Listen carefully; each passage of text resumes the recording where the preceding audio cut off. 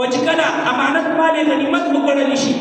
او چې کله زکات تاوان وګڼل شي او چې کله علم دین د دنیا دپاره حاصلول شي او چې کله په مساجدو کې شور او شرابه شي او چې کله زوی د خپل ښځې فرمانبردار شي د خپل مور نافرمانه شي او چې کله زوی هغه خپل دوست ځان ته رانږدې کړي او خپل پلار هغه د ځان نه لرې کړي او چې کله د قبیلې سردار هغه په دې کې بدترین انسان وګرځېږي او چې کله د قوم سردار هغه په دې کې رزیل او بدترین انسان وګرځېږي او چې کله د شریر خلکو عزت د هغه د شر د خوف د وجې نه کولی شي او چې کله ګانو باجو والا خصم رواج عام شي او چې کله شرابونه څښلی شي او چې کله لعن آخر هذه الامة اولها د دې امت اخره طبقه په اولنۍ طبقې باندې لعنت کېږي بیا تاسو انتظار کوئ دا ځمکه کې د ښخېدلو د سنتونو د مسخ کېدلو او د کاڼو د باران او د قیامت د داسې نښو چې هغه به پرله پسې داسې راځي لکه څنګه چې یو هار وي څنګه چې یو تسبیح وي